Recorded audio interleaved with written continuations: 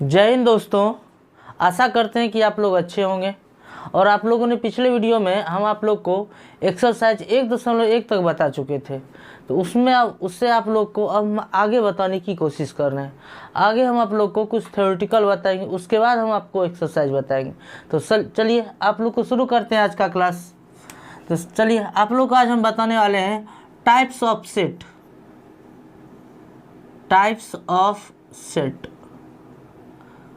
अगर हिंदी जानना चाहते हैं, हिंदी हो जाता है समुच्चय के प्रकार। समुच्चय के प्रकार, समुच्चय के प्रकार। तो चलिए इसमें हम आपको सबसे पहला सेट बताते हैं। सबसे पहला सेट है empty set. Empty set, empty set को हम हिंदी में कहते हैं रिक्त समुच्चय। रिक्त समुच्चय, या इसी को हम कहेंगे शून्य समुच्चय। क्या कहेंगे? शून्य समुच्चय। एम्प्टी सेट, रिक्त समुच्चय, या इसी को हम क्या कहेंगे? शून्य समुच्चय। अब इसके नाम से ही स्पष्ट हो रहा है कि एम्प्टी का मतलब होता है रिक्त, यानी रिक्त का मतलब खाली, यानी वैसा समुच्चय जिसमें एक भी अवयव नहीं हो उसे हम कौन सा सेट कहेंगे? एम्प्टी सेट कहेंगे। इसका डिफिनीशन आप सुनिए, वैसे समुच्चय जिसमें एक भी अवयव नहीं हो। तो अर्थात इसमें कितने अवयव होंगे? कोई अवयव, अर्थात कोई एलिमेंट नहीं होंगे। अगर इसमें एक भी एलिमेंट नहीं होंगे उसे हम कौन सा सेट कहेंगे? एम्प्टी सेट कहेंगे। समझ गए? देखिए इधर एम्प्टी सेट को सूचित किससे किया जाता है? तो एम्प्टी सेट को सूचित किया जाता है फाई से। किससे सूचित किया जाता है? फाई। इसे कहा जाता है फाई। इसे क्या कहा जाता है? फाई। तो एम्प्टी सेट को किससे सूचित करते हैं? फाई से। या कहीं कहीं ऐसे आप इसको सूचित कर सकते हैं, ऐसे ना, छोटी ब्रैकेट देकर बीच में कोई भी एलिमेंट नहीं लिखिए। तो ये हो जाएंगे एम्प्टी सेट, या रिक्त समुच्चय, या शून्य समुच्चय कर सकते हैं। इसका परिभाषा आप प्रॉपर समझ चुके हैं कि वैसे समुच्चय जिसमें एक भी अवयव नहीं होंगे उसे कौन सा सेट कहेंगे? एम्प्टी सेट कहेंगे, रिक्त समुच्चय कहेंगे। अब देखिए इधर हम इसे किससे सूचित करते हैं? तो इसे फाई से सूचित करते हैं। इसे किससे सूचित करेंगे? फाई से। तो आप इसे याद रखिएगा, एम्प्टी सेट को किससे सूचित किया जाता है? फाई से। एग्जाम्पल चलिए हम आपको बताते हैं। एग्जाम्पल क्या होगा? जैसे हम आपको पहला एग्जाम्पल बताते हैं कि all of set X such that X belongs to N. दो से बड़ी सम अभाज्य संख्याओं का समुच्चय। सम अभाज्य संख्याओं का समुच्चय।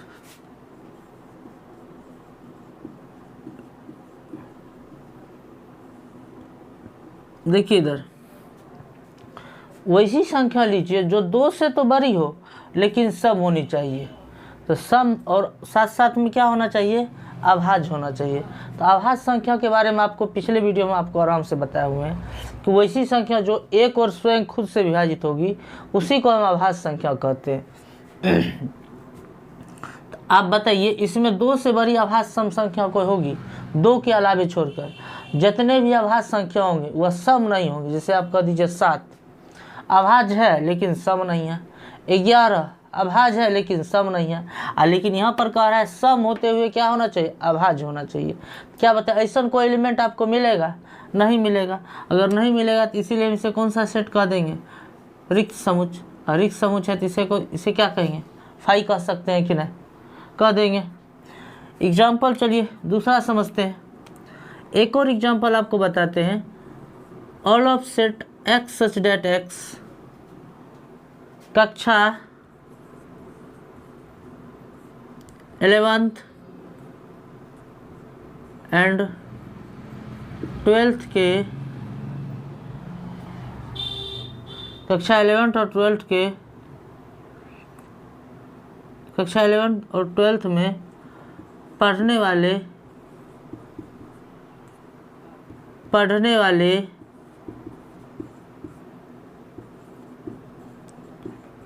छात्रों का समुच्चय।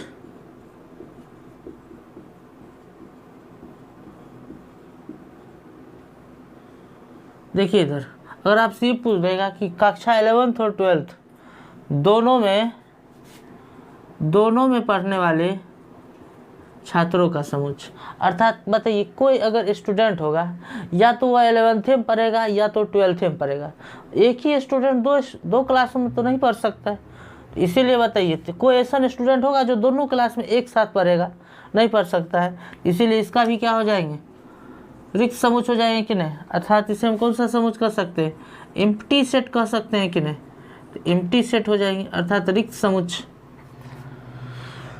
तीसरा देखिए, all of set X such that X belongs to N और एक्स ग्रेटर देन 1 और लेस देन 2। बताइए x belongs to n, x जो होगा एक नेचुरल नंबर होगा और x का वैल्यू 1 से बड़ा और 2 से छोटा हो। बताइए 1 से बड़ा और 2 से छोटा के बीच में कोई भी प्राकृत संख्या आती है, प्राकृत संख्या नहीं आती। आप दशमलव की संख्या को कह सकते हैं 1.1, 1.2, 1.3। क्या बताइए गिनने में कभी दशमलव की संख्या को गिनते हैं कि 1, 2, 2.1, 3.1, 4.1, 5.1, ऐसा कभी गिनते हैं, नहीं गिनते हैं। इसीलिए बताइए कौन सा सेट हो जाएंगे, एम्प्टी सेट हो जाएंगे। अर्थात इसे क्या कहेंगे, फाई से सूचित करेंगे। तो ये एम्प्टी सेट हो गए। आप लोग इतना समझ चुके होंगे एम्प्टी सेट यानी रिक्त समुच्चय। चलिए आगे बढ़ते हैं। अगला दूसरा सेट जो हो जाएगा वह हो जाएगा सिंगलटन सेट। कौन सा सेट हो जाएंगे, सिंगलटन सेट। चलिए दूसरा आप लोग देखिए सिंगलटन सेट। आप लोग भी इसको नोट करते चलेंगे, नोट डाउन करते चलिए, तभी आप लोग को कुछ इसमें समझ में आएंगे। दूसरा हो जाएंगे सिंगलटन सेट। हिंदी में से कहा जाता है एकल समुच्चय। क्या कहा जाता है, एकल समुच्चय। अब बताइए इसके नाम से आपको सिंगलटन, सिंगलटन का मतलब लगता है कि वो जिसमें एक, सिंगल का मतलब होता है एक, तो सिंगलटन एकल समुच्चय यानी वैसे समुच्चय, वैसे सेट्स जिसमें केवल एक एलिमेंट होंगे। वैसे सेट जिसमें केवल कितने एलिमेंट हो, केवल एक एलिमेंट, केवल एक एलिमेंट होंगे, उसे हम कौन सा सेट कहेंगे, सिंगलटन सेट कहेंगे। वैसे सेट जिसमें केवल एक एलिमेंट हो उसे हम कौन सा सेट कहेंगे, सिंगलटन सेट कहेंगे। कहेंगे कि नहीं। चलिए आप लोग इस चीज़ को परिभाषा तो आप समझ चुके हैं कि वैसे सेट जिसमें केवल एक एलिमेंट हो उसे हम कौन सा सेट कहेंगे, सिंगलटन सेट। तो चलिए एग्जाम्पल से आपको कुछ समझाने की कोशिश करते हैं। एग्जाम्पल में जैसे देखिए लिखते हैं कि all of set X such that X belongs to N, belongs to N और एक्स स्क्वायर बराबर कितना, 9, एक्स स्क्वायर बराबर 9। अब देखिए इधर इसको अगर आप हल कीजिएगा तो एक्स स्क्वायर बराबर कितना, 9। तो स्क्वायर को उस पार ले जाइए तो क्या हो जाएगा, √9 और एक्स बराबर कितना, जखनी रूट से बाहर निकलता है तो ये आ जाता है प्लस माइनस के साथ। अर्थात इसका एक्स का दो वैल्यू आ गया कि नहीं, एक बार +3 एक बार -3। लेकिन इसका आंसर कौन होगा, कहता है एक्स बिलोंग्स टू एन, अर्थात एक्स जो होगा वो एक प्राकृत संख्या होनी चाहिए। क्या बताइए +3 -3 में कौन प्राकृत संख्या है, -3 तो प्राकृत संख्या है नहीं, क्योंकि ये तो पूर्णांक हो जाते हैं। इसका आंसर कितना हो जाएगा, 3। ये बताइए हो जाएंगे कि नहीं, 3। इस तरह से बताइए यह एक कौन सा सेट हो जाएंगे, सिंगलटन सेट। तो आप दो चीज़ों को आराम से समझ चुके हैं। पहला हो जाता है एम्प्टी सेट। एम्प्टी सेट को फाई से सूचित करते हैं, उसमें एक भी अवयव एलिमेंट नहीं होते हैं। सिंगलटन सेट इसमें केवल एक एलिमेंट होंगे। इसका एक उदाहरण आप समझ चुके हैं। एक और उदाहरण आप दे सकते हैं, सच सेम पिछले वाला, X such that X belongs to N, दो such that belongs to N एक सम अभाज्य संख्या, एक सम अभाज्य संख्या है। एक समआभाज्य संख्या है। आप इसको कह सकते हैं कि नहीं, एक समआभाज्य संख्या है। तो बताइए एक समआभाज्य संख्या कौन हो जाएंगे, केवल एक ही दो आ जाएंगे कि नहीं, तो ये भी क्या हो जाएंगे, एक सिंगल्टन सेट हो जाएंगे कि नहीं, अर्थात इसे आप एकल समुच्चय कह सकते हैं कि नहीं। तो इस तरह से आप दो एग्जाम्पल को समझ चुके होंगे कि सिंगल्टन सेट क्या होता है। तो चलिए आगे बढ़ते हैं हम सिंगल्टन सेट के बाद।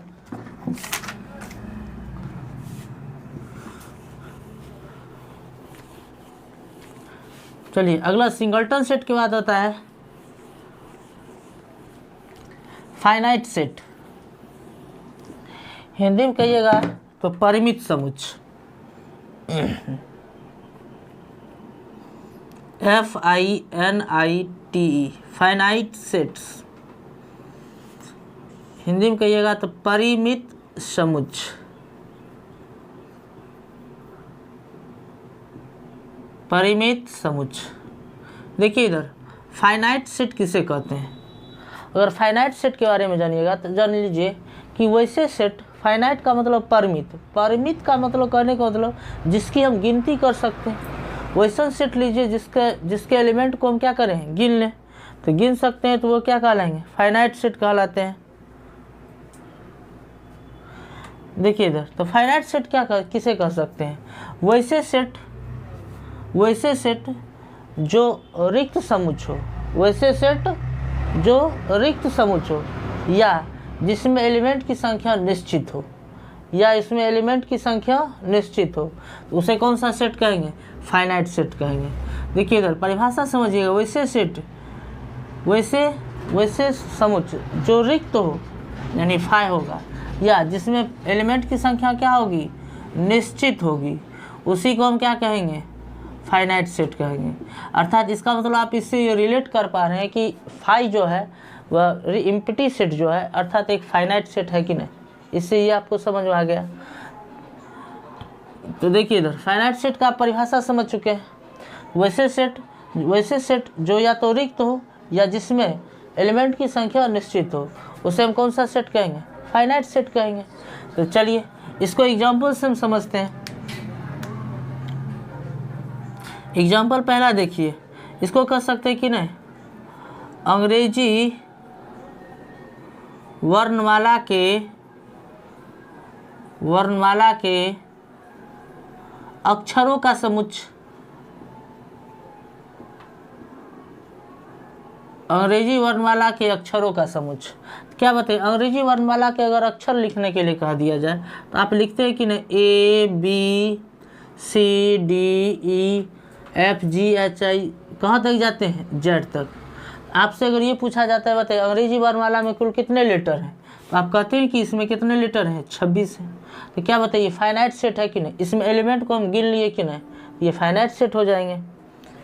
उसके बाद देखिए इधर दूसरा कह सकते हैं समअभाज्य संख्याओं का समुच्चय। बताइए समअभाज्य संख्याओं का समुच्चय, समअभाज्य संख्याओं का समुच्चय। बताइए समअभाज्य संख्याओं का समुच्चय के लिए कितना कहेंगे, केवल दो कहेंगे कि नहीं, यह भी क्या हो जाएगा बताइए, एक फाइनाइट सेट। इसमें एलिमेंट की संख्या कितना, एक। तो ये चीज़ आप समझ रहे हैं कि नहीं। अगला देखिए तीसरा नंबर, ये कह सकते हैं कि नहीं, भारत में पुरुषों की संख्या का समुच्चय, देखिए इधर ये भी एक फाइनाइट है, क्योंकि जब जनगणना की जाती है तो उसमें देखिए बताया जाता है कि भारत में पुरुषों की संख्या इतना प्रतिशत अर्थात इतना है, महिलाओं की संख्या इतनी दी गई है। तो वहाँ पर बताइए पुरुषों की गिनती हो जाती है कि नहीं, महिलाओं की गिनती होती है कि नहीं, इसीलिए कौन सा सेट कहलाएंगे, फाइनाइट सेट कहलाएंगे। आप ये मत पूछिएगा कि फाइनाइट है ये ना, क्योंकि भारत में जब जनगणना की जाती है तो उनकी संख्या गिनी जाती है, इसीलिए कौन सा सेट हो जाएंगे, फाइनाइट सेट। अगला देखिए, अब अगला हम कह सकते हैं कि विश्व में जानवरों का समुच्चय। बताइए विश्व में जानवरों का समुच्चय अब देखिए इधर, इसमें बताइए किसी को ऐसा लगेगा कि विश्व में जानवरों की संख्या तो अनिश्चित है, ऐसा कुछ नहीं है। विश्व में जानवरों की संख्या गिनी गई है, ठीक है। आप देखते हैं ना, आप कभी भी अगर आप देखिएगा तो भारत में बताया जाता है कि बाघ की संख्या सर्वाधिक हो गई, मतलब उसको गिना जाता है कि नहीं। अन्य देशों के मुकाबले हर एक चीज़ को गिना गया है। तो ऐसा नहीं होगा कि विश्व में जानवरों की संख्या अपरिमित है, इसको गिना नहीं गया है, ये गिना गया है। तो अगर आपसे पूछ दिया जाए कि विश्व में जानवरों की संख्या का समुच्चय फाइनाइट या इनफाइनाइट, तो आप कह सकते हैं फाइनाइट समुच्चय है, फाइनाइट सेट है, कहेंगे कि नहीं।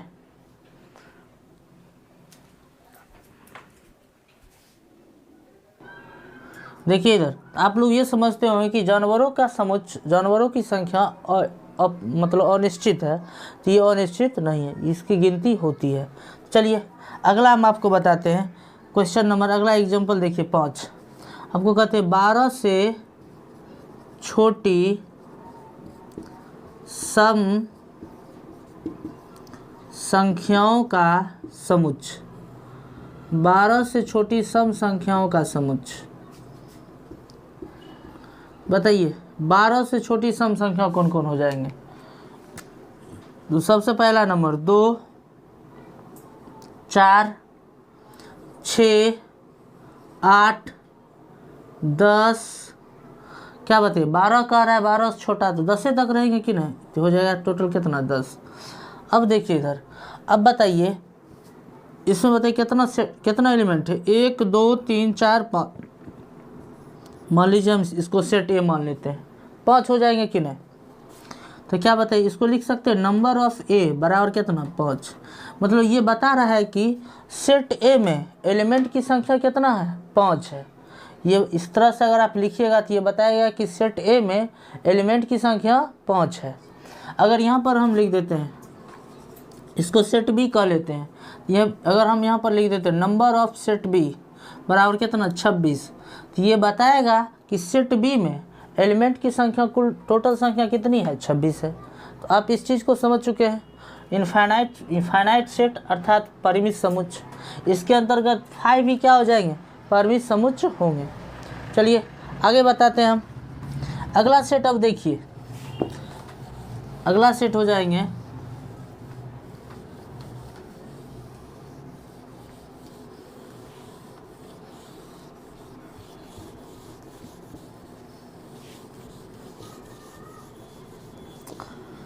अगला सेट हो जाएंगे अपरिमित समुच्चय, जस्ट इसका उल्टा। देखिए इधर, जस्ट इसका उल्टा क्या हो जाएंगे, अपरिमित समुच्चय। जस्ट इस परिमित समुच्चय का उल्टा होगा कि नहीं, अपरिमित समुच्चय, इसको कहते हैं इनफाइनाइट सेट। क्या कहेंगे, इनफाइनाइट सेट, अपरिमित समुच्चय। बताइए अपरिमित समुच्चय में क्या होंगे, वैसे सेट जिसमें एलिमेंट की संख्या निश्चित नहीं हो, अर्थात वैसे सेट जिसमें एलिमेंट की संख्या को हम गिन नहीं सकते ना। तो जिसमें एलिमेंट की संख्या क्या हो, एलिमेंट क्या हो, और संख्या अनिश्चित, या इसको ये कह सकते हैं जिसके काउंटेबल अर्थात अनकाउंटेबल हो, मतलब जिसको हम गिन नहीं सकते हैं। वैसे सेट जिसमें एलिमेंट की संख्याओं को गिन नहीं सकते हैं, कितने एलिमेंट है, उसी को हम क्या कहेंगे, अपरिमित समुच्चय कहेंगे कि नहीं। चलिए इसके एग्जाम्पल को आप देखिए। अगर आप कह सकते हैं प्राकृत संख्याओं का समुच्चय, बताइए प्राकृत संख्याओं का समुच्चय, क्या बताइए इसकी संख्या को हम गिन सकते हैं। प्राकृत संख्या आप जितना हज़ार बाजार लाख लिख जहाँ तक जाना है चल जाइए, क्या इसकी संख्या को गिन सकते हैं। एक ऐसा नहीं कर सकते कि लाख के बाद गिनती खत्म है, ऐसा तो नहीं कर सकते हैं। इसीलिए बताइए क्या हो जाएंगे, अपरिमित हो जाएंगे। दूसरा एग्जांपल देखिए, आप कह सकते हैं सम संख्याओं का समुच्चय, सम संख्याओं का समुच्चय, सम संख्याओं का समुच्चय। क्या बताइए, सम संख्या में भी 2 4 8 10 गिनते जाइए, लेकिन इन्फिनिटिव तक जा सकते हैं कि नहीं, अनंत तक आप गिन सकते हैं। इसीलिए ये भी क्या हो जाएंगे, अपरिमित समुच्चय हो जाएंगे। अभाज्य संख्याओं का समुच्चय। बताइए, अभाज्य संख्याओं का समुच्चय। अगर आप इसको इसमें भी देखिए, आप अभाज्य संख्या में आप चल जाइए, 1 2 से शुरू कीजिए, 2 3 5 7 11 13, इस तरह से आप गिनते जाइए, इन्फिनिटिव तक चल जाइए। क्या बताइए, इसमें कोई लिमिटेशन नहीं ना, इसीलिए क्या हो जाएंगे, ये सब क्या हो जाएंगे, अपरिमित समुच्चय हो जाएंगे। तो आप लोग अपरिमित समुच्चय तक समझ चुके हैं। अगर आप पिछले क्लास को नहीं देखे हैं तो ये निश्चित है कि आप इस क्लास को समझने में बहुत ज़्यादा आपको ट्रबल होगी, बहुत समस्या होगी। तो आप इससे पहले आप सेट को देख के आइए, पार्ट 1 पार्ट 2 आप लोग के प्लेलिस्ट में पड़ा हुआ है, आप वहाँ पर जाकर देख लीजिए, तभी आप इस वीडियो को देखें। अन्यथा आपको ये वीडियो समझ में एकदम नहीं है, क्योंकि आप बेसिक चीज़ को नहीं जान रहे। आप सबसे पहले बेसिक को जानिए तब देखिए, ठीक है। इतना तक क्लियर आपको अपरिमित समुच्चय। चलिए, अपरिमित समुच्चय के बाद आपको बताते हैं अब हम अगला टाइप हो जाएंगे समतुल्य समुच्चय।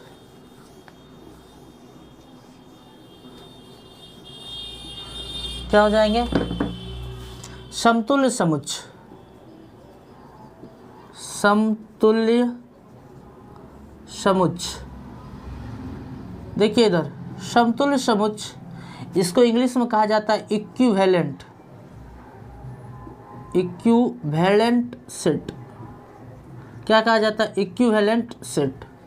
देखिए इधर इक्विवेलेंट सेट क्या होता है कि वैसे दो समुच्चय जिसमें दोनों में एलिमेंट की संख्या बराबर हो, वैसे दो सेट जिसमें एलिमेंट की संख्या बराबर हो, एलिमेंट की संख्या बराबर हो, तो उसे हम क्या कहते हैं, इक्विवेलेंट सेट या समतुल्य समुच्चय कहते हैं।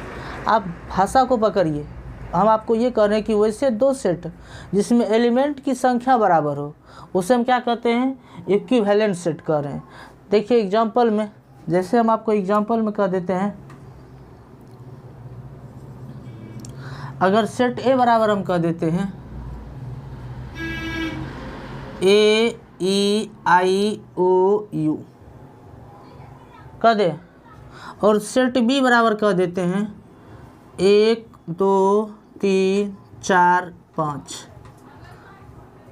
देखिए इधर ये दोनों सेट एक दूसरे के इक्विवेलेंट हैं कि नहीं। इसमें देखिए इधर, इसमें बताइए कितने एलिमेंट हैं, 1 2 3 4 5। तो नंबर ऑफ ए बराबर कितना, 5। इसका मतलब ये बता रहा है सेट ए में एलिमेंट की संख्या 5 है। और यहाँ पर भी देखिए इधर नंबर ऑफ बी बराबर कितना, यहाँ पर भी देखिए 1 से कितना तक लिखल है, 5 तक। तो आप बताइए इसमें दोनों में एलिमेंट की संख्या बराबर हुई कि नहीं। आपको एलिमेंट बराबर ना होना चाहिए, बल्कि एलिमेंट की संख्या बराबर हो। ये नहीं कि यहाँ पर ए लिखा है तो यहाँ पर भी ए लिखा होना चाहिए, ऐसा हम नहीं कह रहे हैं। इसमें एलिमेंट की संख्या बराबर हो। यहाँ पर देखिए इधर ये कह सकते हैं कि नहीं, चूँकि नंबर ऑफ ए बराबर नंबर ऑफ बी बराबर कितना है, 5 हो जाएंगे कि नहीं। तो ये दोनों क्या हो जाएंगे, A and B are equivalent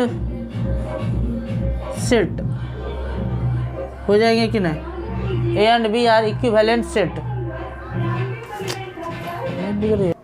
चलिए अब आप लोग देखिए, इक्विवेलेंट सेट तो आप समझ गए हैं। अगला आप देखिए, अगला हो जाता है एक इक्वल सेट। इक्वल सेट, इसको हिंदी में कहते हैं समान समुच्चय।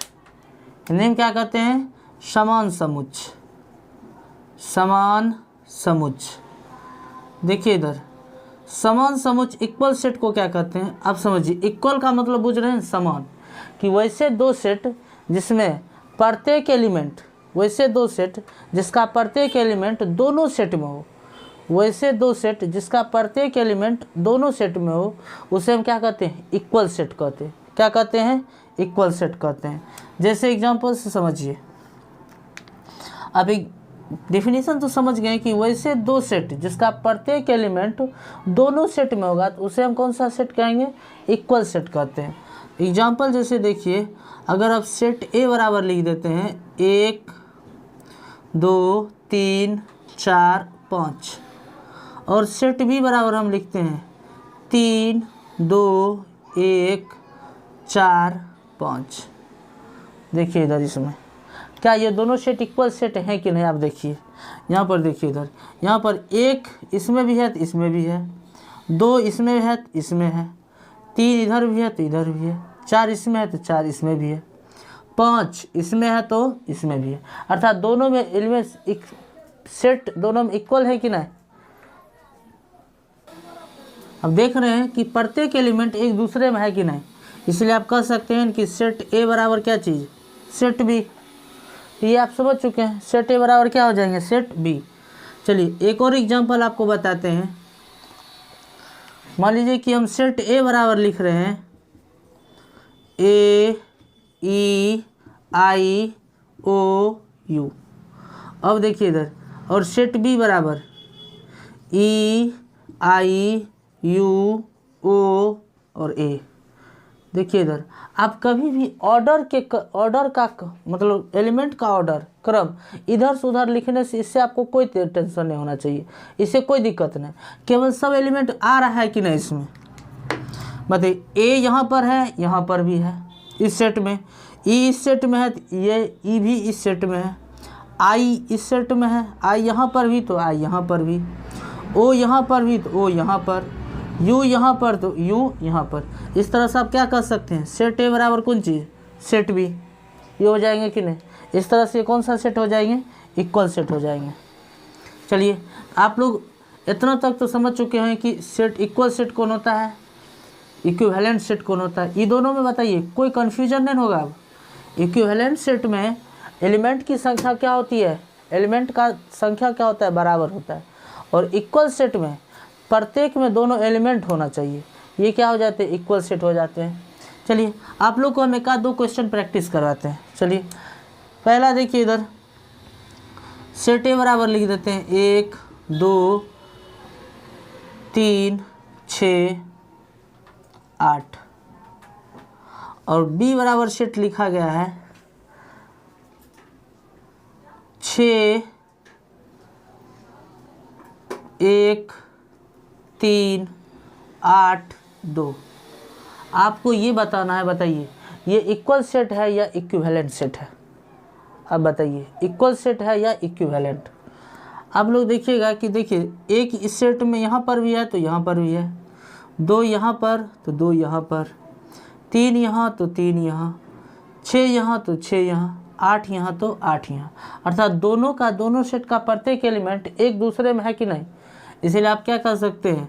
सेट ए बराबर क्या चीज़? Set B. इतना कर सकते हैं कि नहीं? देखिए दूसरा एग्जांपल देखिए, सेट ए बराबर लिखते हैं 1 2 3, और सेट बी बराबर आपको लिख देते हैं ए बी सी। बताइए आप क्या कहेंगे? इक्विवेलेंट है या इक्वल? आप देख रहे हैं कि इसमें 1 लिखा है, इसमें ए लिखा है, मतलब इसमें कोई मैचिंग है ही नहीं, कोई मैच नहीं कर रहा है। लेकिन यहाँ पर देखिए नंबर ऑफ ए, अर्थात नंबर ऑफ ए इसमें कितना हो जाएंगे? 3।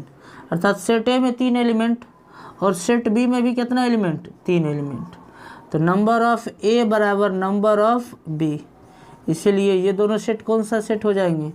Equivalent set. क्या हो जाएंगे? इक्विवेलेंट सेट हो जाएंगे कि नहीं? कोई दिक्कत? अगला देखिए, इक्विवेलेंट सेट हो जाएंगे। इसके बाद देखिए इधर एग्जाम्पल, चलिए अगला हम आपको तीसरा बताते हैं।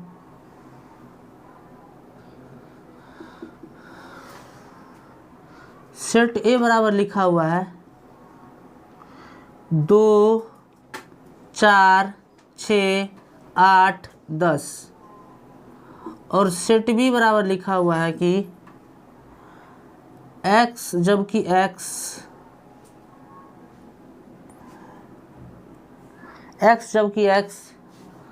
एक सम प्राकृत संख्या है, एक सम प्राकृत